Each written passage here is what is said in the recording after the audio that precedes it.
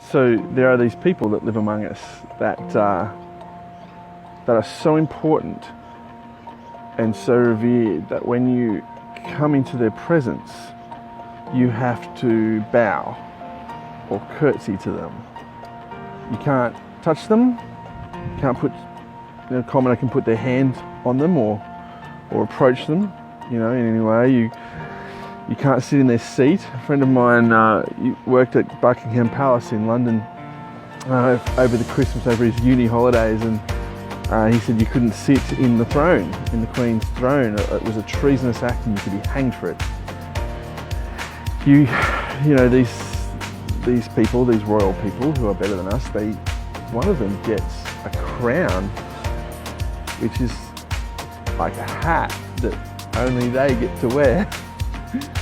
Like, it's their hat. It's a special hat, and only the Queen gets to wear the hat. I'm not even making this up. This is dress-up adult style.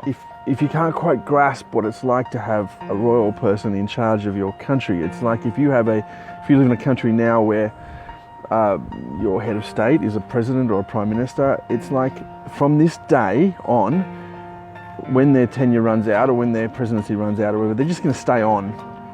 And they're going to stay on until they die.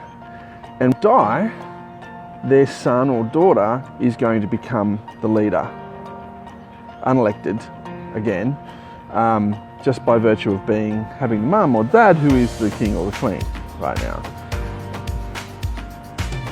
And the best part is, if you're the Queen of England, then you're actually the Queen of 16 other countries as well. My Queen, the Queen of Australia, is a kind great-grandmother who lives in England on the other side of the world. The head of state of my country isn't an Australian, it's an old English lady who I'm sure is really nice. But she's not Australian and she doesn't live in Australia. And even if you are a royal, or a part of the royal family, some people in your family are more important than you too.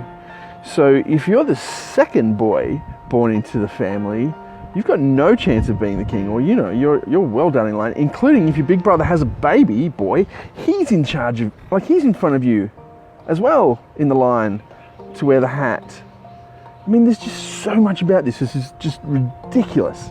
But the biggest nonsense about the whole thing, the whole notion that if you are somebody who believes in royalty, then you must first, to believe in this rubbish, you must first accept that some humans are born with a greater value than you.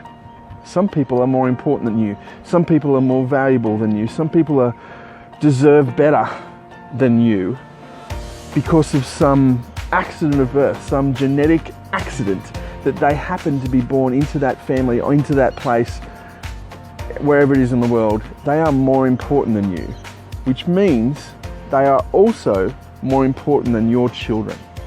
You think that somebody's children are more important and have greater value than your children.